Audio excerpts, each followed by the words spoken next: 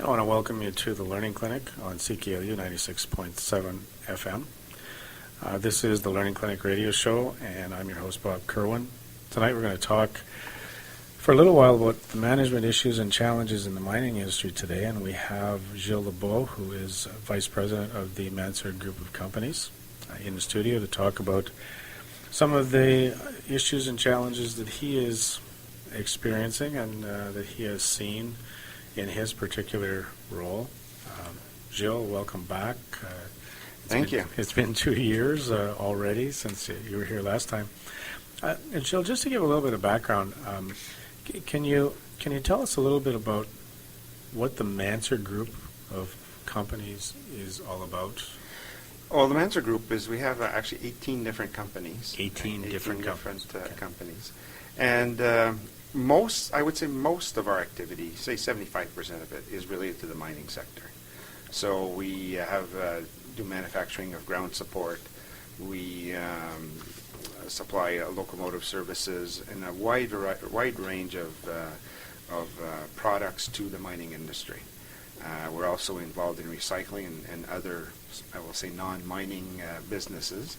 And it's a very entrepreneurial and grassroots business. It's kind of like a family business too, isn't it? Yes, that's right. It's family business, and I've been there 5 years.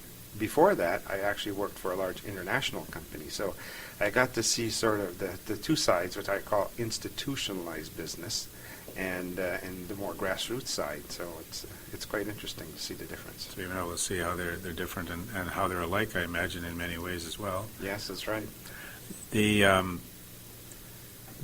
The original company, I believe, was a mining company. It was Mansour Mining, right? Yes, the first company in the group was Mansour Mining. Still exists today. Of course, it's still the largest of our group of companies, and it manufactures ground support for the mining industry. So is this one of the companies we'd say is part of the mining services sector? Yes. I mean... like Mansour Group is kind of a service industry? Yes. Most of the work that we do is service-related. You don't actually go into the ground and pull out the ore? We've done some of that.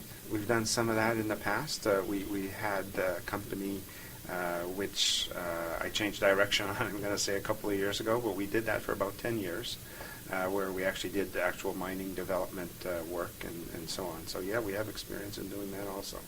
That stuff has pretty much gone global now, hasn't it? Yeah, I mean, it's a very specialized field, and you have to have a lot of focus on it. You have to have the right people. So, we made a decision at that time that wasn't a core business for us, and we made a change there. So you service basically, well, like you say, 75% of your services and your products are in support of the mining sector then. Absolutely. You also have a management background. Can you explain a little bit about how you kind of went from being a student and then going through very quickly your portfolio to get to Mansour Mining? You've been with them for 5 years, you say, right? Yeah, I first of all, I started as a Laurentian grad, class of '82. There we go. And honors BCom, and then I got my CA designation. I spent a couple of years in Toronto and came back 10 years in Sudbury. And after that, I went into industry, worked for a large international company for 10 years. I was, at the end, the president of that company. And then with the Mansour Group for the last 5. So we were talking before the show, it doesn't even say chartered accountant on my card anymore, but that's my background. I still am, of course, a chartered accountant, but I don't do accounting. Is there much difference between what you're doing and what someone that is what they call a certified management accountant? Well, I mean, CAs or CMAs, CGAs, I mean, there's 3 different designations on there. The training is different. So I have a business background. I mean, I chose an accounting field when I came through university, and I rose through the ranks in the companies that I worked through. As finance, I still carry the VP Finance hat for the company that I work for. But primarily my work is in operations on running the companies. Operations and management. So obviously the training that you got in becoming a chartered accountant and the training you got going to Laurentian with the BCom kind of blended together so that you're now into more of the management roles? Yeah, I mean, going through the BCom, I mean, there's a core year here, still the case in second year, which you go through finance, marketing, accounting, operations, and HR. And I got to tell you, you use all of those. Boy, I can imagine in your field.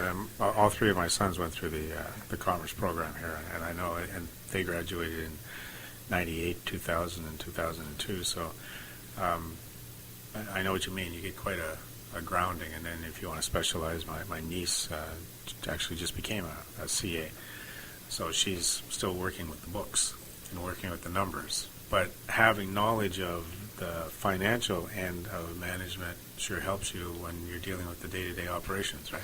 Oh, absolutely. I mean, the chart account designation gave me a base from which to work from, Yeah. right? It's like the foundation of your house, and then you build from that with the experience and add-on learning that you do, as you go forward. It's nice to know your decisions are going to have an impact financially on a company, so at least you know a little bit about what the impact's going to be. There are, all the companies I ever worked for, is at the end of the day, they have to make money. And Yep. if they can't make money, then they're going to be in trouble. So, Yeah. And if you're in charge of them, well, I manage you're by in the trouble, numbers. right? Yeah. So when we take a look today, and one of the things I wanted to look at was when we take a look at the mining industry today, and we take a look at the mining sector, there's not a lot of difference between people and managing people and some of the challenges and issues, whether you're in mining or whether you're in some other field. It's just that the mining industry seems to be kind of in a really interesting place in the economy and the history right now. Forget about the fact that we have a labor dispute going on. I mean, that there's always going to be labor disputes in mines because you've got collective agreements. But what are some of the challenges in the mining industry today? And if you can, how is that impacting on your management philosophy and some of the management issues that you're seeing? The challenges